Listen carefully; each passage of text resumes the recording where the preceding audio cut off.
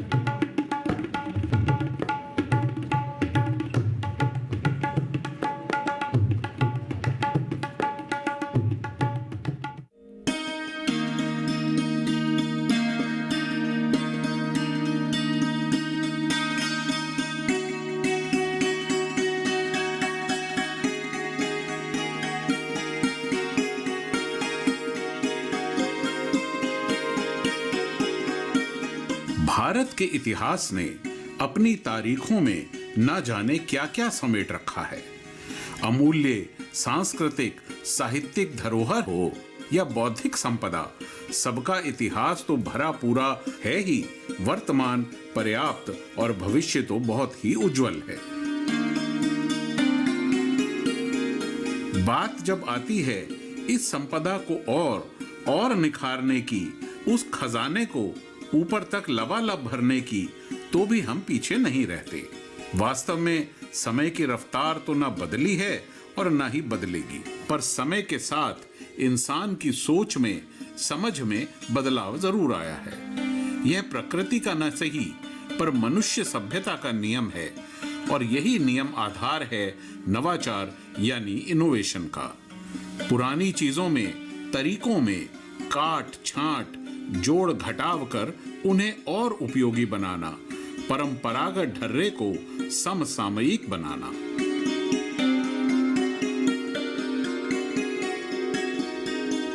शताब्दियां बीत गईं, सदियां गुजरती गईं, वर्षों के लंबे लंबे रास्ते, गली गलियारे पृथ्वी पर मानव जीवन की गवाही बनते गए, और समय पलों की बाह थामे चलता रहा और आज भी चल रहा है। मौत जैसा शाश्वत सत्य भी उसे रोक नहीं पाया, पर इस चाल को सरल बनाने की समझ से जुड़ा है हमारा आज का नवाचार, और इसको जानने के लिए चलते हैं जूनागढ़ के नवाचारी अर्जुन भाई के पास। 14 साल का था तो पहली बार मुझे स्मशान में जाना हुआ। एक दुखद प्रसंग था। तो पहली बार जब हम जाते हैं ना, तो क्या होता है, एक तो दुख होता है स्वजन की विदाई का, और दूसरा होता है जिज्ञासा, तो तीसरा होता है डर। स्मशान में जाना, पहली बार जाना, और किशोर अवस्था में जाना।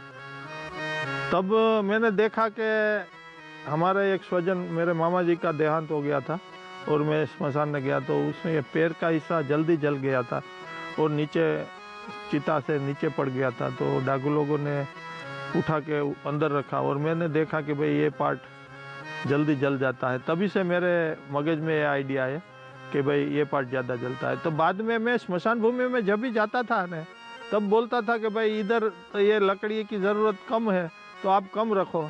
तो मेरा अपमान भी होता था कि वहाँ कि तुझे क्या पता चले, हमने कहीं को जला दिया है, तुझे क्या पता चले हैं। मैं तब से मैंने वो बोलना बंद कर दिया और मेरी नज़रिया खोल दी, और वहाँ चिता के सामने मैं नज़दीक खड़ा रह के देखता था कि कौन सा हिस्सा ज़्यादा जल जाता है, कौन सा हिस्सा में देर लगती है। वही मैं देख देख के सीख गया, और बहुत सी घर से भी मुश्किलें इतनी आई। मैं जाके स्मशान में बैठता तो घर वाला विरोध करता था कि भाई आप वहाँ जाके क्या करोगे, वहाँ बैठोगे तो ये चलो अभी बाहर कपड़ा बाहर रखो, आप स्नान कर लो, ये सब कर लो। बहुत घर वाले का भी विरोध आया, और लोग ऐसे कहीं देखते थे तो ये तिरछी नज़र से देखते थे, तो हमको पता चल जाता था कि ऐसा है।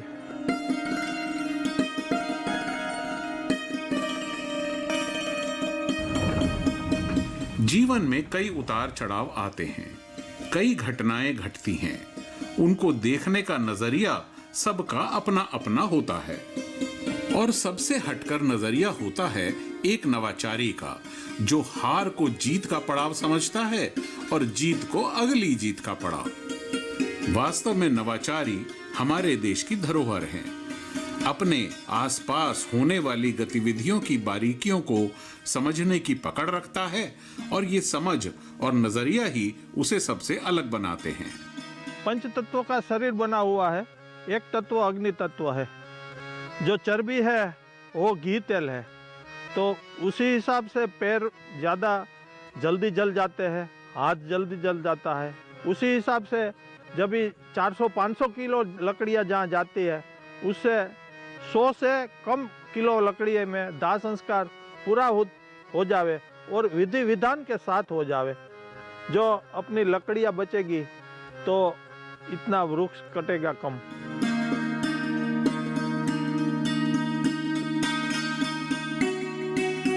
जहां एक तरफ मृत्यु जीवन की सच्चाई है, वहीं दाह संस्कार भी। लेकिन अर्जुन भाई ने इस प्रक्रिया को सरल, सुविधाजनक बनाने के साथ ही पर्यावरण संरक्षण को भी ध्यान में रखा। जो अभी क्लाइमेट चेंज हो रहा है, जो सब देख रहे हैं, सब उसकी चर्चा चारों जगह हो रही है कि कार्बन बढ़ रहा है, ऋतु ने अपना मिजाज बदल दिया है। तो इसी में अपना ये कार्य एक छोटा सा कार्य है और ऐश्वर्य का भगवान मुझसे करवा रहा है, वो हो रहा है। और इसमें ये भट्टी की खासियत यह है, स्वर्गारोहण शमशान भट्टी की, कि पूरी विधि होवे। हिंदू शास्त्र में जो विधि बताई, मंत्रोच्चार वो भी, और जो सीने में घी लगाना, कपाल क्रिया करना, मुखाग्नि देना, वो सब विधि उसी में होवे, ऐसी भट्टी। और नीचे एक ट्रे दिया हुआ है, जो ट्रे में ऐसी है कि जो अस्थियाँ और जो राख होती है वो ट्रे में आ जाती है, तो कि स्वच्छ भारत अभियान भी सार्थक हो जावे और मृतक का जो मलाजा है वो बरकरार रहे। और ऊपर ढक्कन दिया है, तो ढक्कन की वजह से क्या होता है कि अग्नि पूरी अंदर ही अंदर रहे। उसमें एक टेम्परेचर मीटर भी लगा हुआ है, ताकि भट्टी में अंदर कितनी आग जल रही है, उसका कितना टेम्परेचर हो रहा है, वो बाहर टेम्परेचर मीटर में दिखाई देता है। तो वो डोर दोनों साइड दिया है, डोर खोल के आप देख भी सकते हैं कि कितना जला, कितना रह गया, क्या कौन सा पार्ट में वो जलने का बाकी है, वो सब देख सकता है ऐसा। और धुआं के लिए ऊपर एक बॉयलर जैसा पाइप दे दिया, तो पाइप में से धुआं निकल जाता है। और जो ऊपर का छतर है, ऊपर का जो बिल्डिंग का कंस्ट्रक्शन का जो छतर है, उसकी आर्द्रता बढ़ जाती है, हीट बाहर नहीं जाती है। जो आग जाती है तो वो खराब हो जाती है, तो इसमें हीट बाहर नहीं जाती है और हीट अंदर ही अंदर रहती है, तो वो बरकरार रहेगा। ऊपर का जो बिल्डिंग का छतर है वो, ऐसी स्वर्गारोहण शमशान भट्टी है। और यह ऐश्वर्य काम भगवान मुझसे करवा रहा है, वो मेरा सौभाग्य है। हाथों से गोबर के उपले बनाना ग्रामीण भारत में एक पारंपरिक गतिविधि है। इन उपलों का उपयोग ईंधन और खाद के रूप में तो होता ही है, साथ ही इन क्षेत्रों में दाह संस्कार के लिए भी इनका इस्तेमाल किया जाता है। इनके जरिए लकड़ी या बिजली या एलपीजी गैस की तुलना में कम खर्च में दाह संस्कार किया जा सकता है।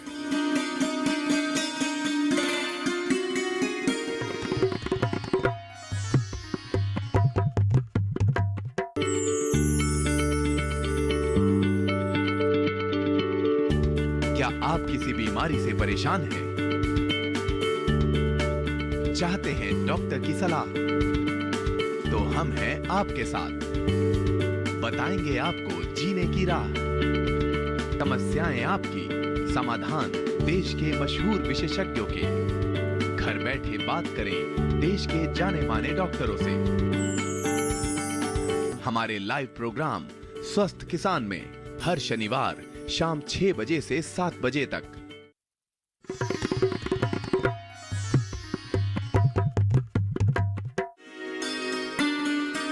हाथों से गोबर के उपले बनाना ग्रामीण भारत में एक पारंपरिक गतिविधि है।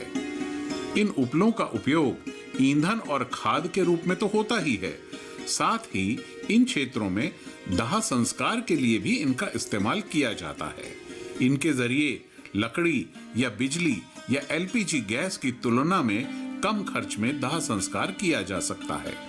इससे दिन प्रतिदिन गाय के गोबर की मांग भी बढ़ी है और चूंकि आज की पीढ़ी अपने हाथों से गोबर के उपले बनाने की कला को भूलती जा रही है, श्री अर्जुन भाई ने एक ऐसी मशीन विकसित की है जो लंबे समय तक गाय गोबर के उपले बनाती है, वो भी न्यूनतम मानवीय हस्तक्षेप के साथ।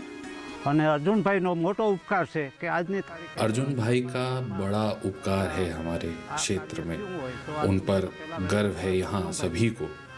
उन्होंने गोबर के उपले बनाने की मशीन बनाई थी इससे पहले, ताकि बॉडी को जलाते वक्त कम से कम धुआं हो।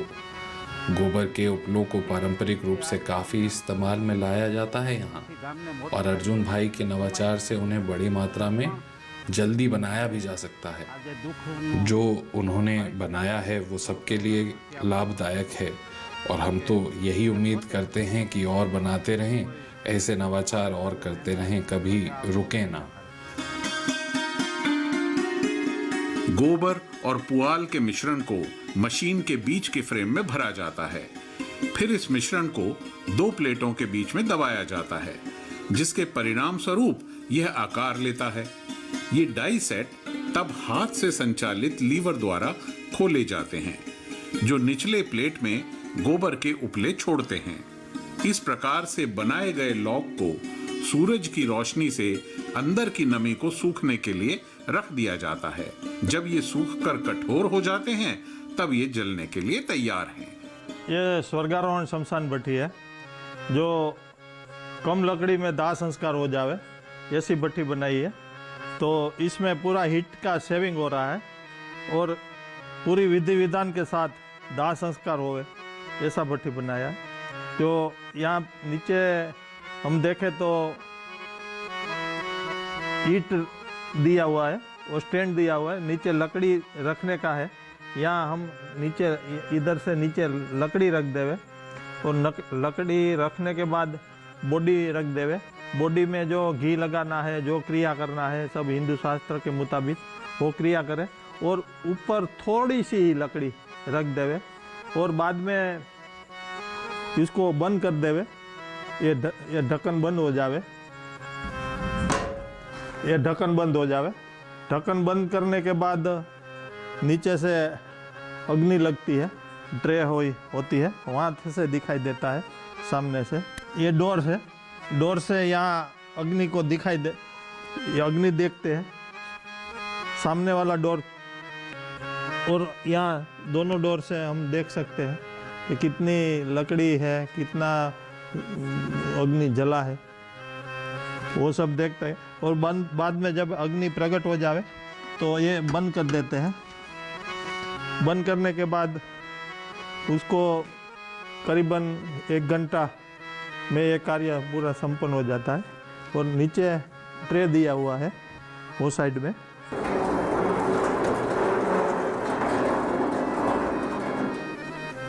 इसमें अस्थि आ जाती है और राख आ जाती है।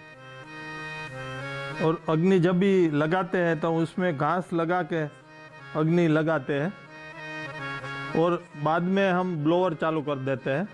तो ब्लोअर से अग्नि को हवा लगती है तो अग्नि की गति तेज हो जाती है और अग्नि की गति तेज होने से तुरंत पूरी बॉडी जलने लगती है। इस मशीन की जरूरत की जड़ में सोच है प्राकृतिक संपदा और पर्यावरण संरक्षण की। ये बचत तो है समाज के परिप्रेक्ष्य में, पर व्यक्तिगत रूप से इससे बचत है समय और पैसे की, जो इसकी उपयोगिता को और बढ़ाती है। अर्जुन भाई है वो एक धुन लेकर निकलते हैं। जब भी निकलते हैं तो उसे ये लगा कि ये सबसे बड़ा नुकसान हो रहा है कि एक मृत शरीर को जलाने में 300, 400, 500 किलो तक लकड़ी जल जाए और आप जानते हैं कि जो लकड़ी है वो सूख जाती है, पर वो कंजम्प्टेड कार्बन का एक बहुत बड़ा स्रोत है। तो उन्होंने सोचा कि कुछ ऐसा बनाना चाहिए कि मृत शरीर को जलाने में ज़्यादा समय ना जाए। आप जानते हैं कि आज तो भागती हुई दुनिया है, तो एक मृत शरीर को जलने में करीबन 3-4 घंटे लग जाते हैं। तो जब घर से वो निकलते हैं स्मशान के लिए तैयारी करते हैं, तो करीब 6 घंटे तक बहुत से लोग उसमें ऐसे ही रुक जाते हैं। तो ये मानव हवर भी, कला भी बहुत से बिगड़ते थे। तो उन्होंने ये अच्छा किया कि एक मृत शरीर को जलने में करीब 1 घंटा ही लगता है, ज़्यादा से ज़्यादा 1.5 घंटा लगता है। तो उन्होंने ये बहुत दिमाग लगाकर ये स्मशान भट्टी बनाई और उसका बहुत बढ़िया नाम दिया, स्वर्गारोहण। तो इस तरह से अर्जुन भाई ने ये बहुत बढ़िया काम किया है। और कई भट्टी का जब इंस्टॉल करते हैं तब मैं साथ में रहा हूँ, और ज़्यादातर मैंने देखा है कि लोग जहाँ भी भट्टी लगाई गई वहाँ लोगों को खुशी है कि भाई चलो कम लकड़ियाँ जलती है, कम समय लगता है, तो अच्छा है। और यहाँ तो ये गांव वाले हैं, यहाँ रजिस्टर रखते हैं, तो उस रजिस्टर में आने वाले का नाम है, मृतक का नाम है, उसका रोग है और शरीर जलने में कितना समय लगा वो भी है, लकड़ियाँ कितनी चाहिए। तो ये एक मेंटेनेंस अच्छा हो रहा है और लोगों को भी लगता है कि अच्छा काम है, और पर्यावरण की दृष्टि से भी बहुत अच्छा है। जितने कार्बन कम जाएगा इतना ग्लोबल वार्मिंग कम होगा। तो ये बढ़िया एक इनोवेशन है अर्जुन भाई का।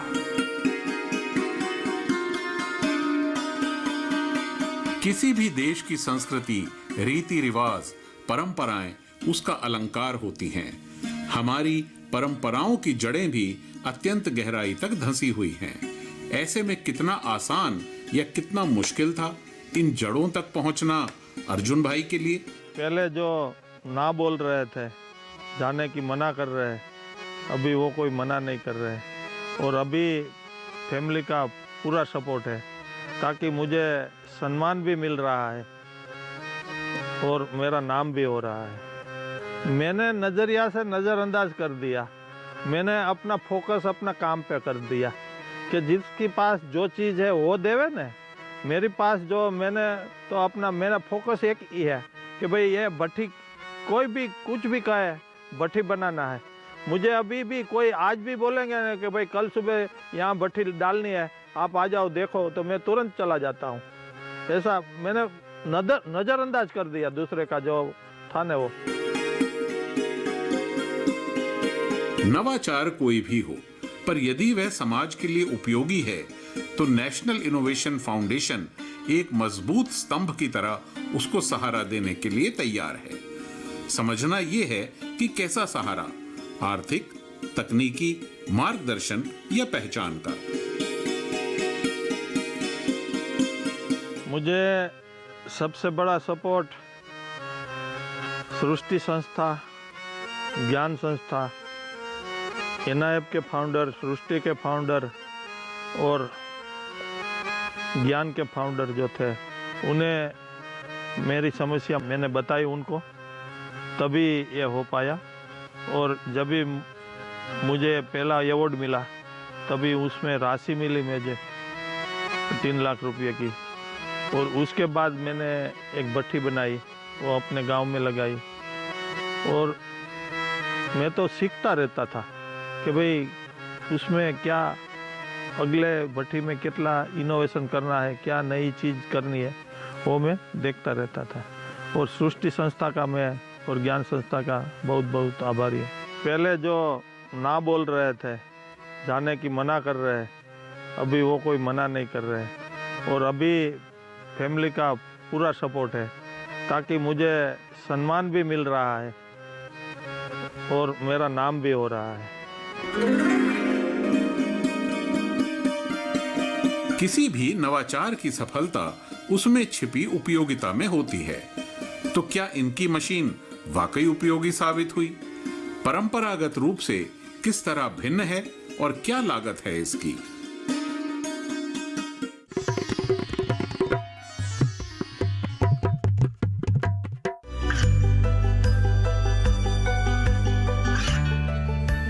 और पिछड़े क्षेत्रों में सरकारी योजनाओं की जानकारी पहुंचा।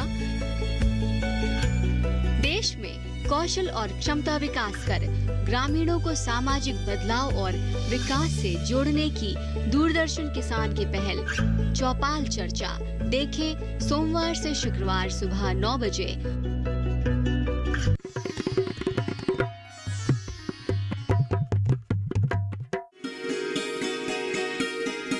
आज के इस प्रतिस्पर्धात्मक युग में सबके अपने तनाव हैं, अपनी उलझनें हैं और अपनी समस्याएं। बहरहाल इस जिंदगी को जीने के सबके अपने अलग अंदाज हैं और अलग ही हैं दिशाएं।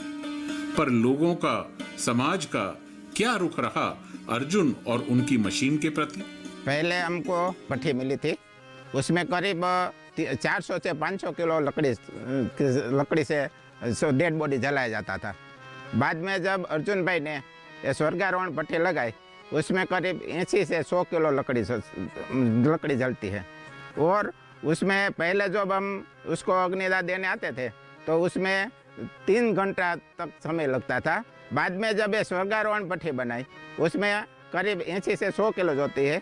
और बाद में जब उसमें अग्नि का पूरा जलन हो जाए, बाद में उसको पैक किया जाता है, उसमें तो कुछ नीचे नहीं गिरते और उसका समय करीब 1 घंटे से 60 से 65 मिनट 65 मिनट तक समय लगता है। पहले क्या था, वो जो पेटी थी उसके नीचे जो वो अस्थि गिरती थी वो उसके उधर रहते हो जाए। मगर अर्जुन भाई ने जो भट्ठी दी उसमें क्या है, उसके नीचे ट्रे रखी है, वो अस्थि राख वो सब उसमें गिर जाती है। इसलिए वो ट्रे को खींचकर उसमें से उसका स्वजन के ही अस्थि आते हैं, दूसरे के अस्थि नहीं आते। किसी भी नवाचार की सफलता उसमें छिपी उपयोगिता में होती है। तो क्या इनकी मशीन वाकई उपयोगी साबित हुई? परंपरागत रूप से किस तरह भिन्न है और क्या लागत है इसकी? हमने देखा कि भाई ये लकड़ियाँ बहुत सारी स्मशान भूमि में जली जाती है और जहाँ ज़रूरत नहीं है वहाँ लकड़ी रख के जलाया जाता है। और ये एक दुखद प्रसंग है स्वजन की विदाई का, और वहाँ कोई एडवाइस देना नहीं चाहेगा कि भाई यहाँ लकड़ियाँ कम रखो, यहाँ ज़्यादा रखो। उसी हिसाब से मैंने ये भट्ठी की डिज़ाइन बनाई। तो भट्ठी की डिज़ाइन मैं शंकु आकार की बनाई, मतलब जैसे बॉडी में जैसे लोग सो रहे हैं उसी टाइप पे बनाई। 2 टाइप की भट्ठी बनती है, जो एक पूरा एसएस का बनता है, स्टेनलेस स्टील का होता है, तो उसमें जंग नहीं लगती है। और जो कोस्टल हाईवे है, जहाँ दरिया किनारा है, समुद्र तट है, वहाँ वो भट्ठी लगानी चाहिए। हमने वो भट्ठी का कीमत करीबन 6 लाख रुपया है और उसका इंस्टॉलेशन और ट्रांसपोर्टेशन अलग से रहेगा। और हमने जो देख रहे हैं सामने वो करीबन 3 लाख रुपये में बन जावे, इंस्टॉलेशन ट्रांसपोर्टेशन के साथ। यह एक नया प्रयास है और हर नई चीज को अपनाने में समाज समय लेता है। मृत्यु जैसी शाश्वत सच्चाई को कैसे सरल बनाने की कोशिश की है ये? हमारे यहाँ क्या हुआ कि अर्जुन भाई ने एक साउंड सिस्टम दी है, उसमें हमें हिंदू धर्म के मुताबिक 12 अध्याय और 15वां अध्याय का पारायण करना पड़ता है। वो तो हम किसी को आता नहीं है, इसलिए अर्जुन भाई ने उसके साथ साउंड सिस्टम दी है। એટલે जब अग्निदाह शुरू होता है उसमें 12वां अध्याय और 15वां अध्याय का पारायण होता है, એટલે सबके कान में गीता जी की आवाज़ होती है। हमें हिंदू धर्म में ऐसा है कि जिसको मृत्यु नजीक आए उसके सामने गीता जी का पढ़ना चाहिए। वो तो हम घर पे तो नहीं करते, मगर वो मरने के बाद तो वो कम से कम सुन सकते हैं। वैसा एक बहुत अच्छा काम किया है। वास्तव में मृत्यु और समय की गति एक सच्चाई है और समय के साथ न धूप की तपिश में अर्जुन भाई की चाल में लड़खड़ाहट आई, न बारिश में वो ठिठके और न ही सर्दी की ठिठुरन उन्हें रास्ते में जलते अलाव के पास रोक पाई। वो चांद तारों के साथ भी चले और सूरज की किरणों के साथ भी। तो जब चलना ही है तो क्यों ना ऐसे चलें कि प्रकृति को मुस्कुराता छोड़ जाएं और अपनों के लिए स्वच्छ वातावरण बना रहे। आज जब व्यक्ति से व्यक्ति का सरोकार छूटता जा रहा है, ऐसे में मृत्यु के बाद परिजनों के दर्द और कराहट को महसूस करना बहुत मुश्किल था, पर टेढ़े मेढ़े ऊबड़ खाबड़ कच्चे रास्तों पर अर्जुन अपने पक्के इरादों के साथ मंजिल तक पहुंच ही गए।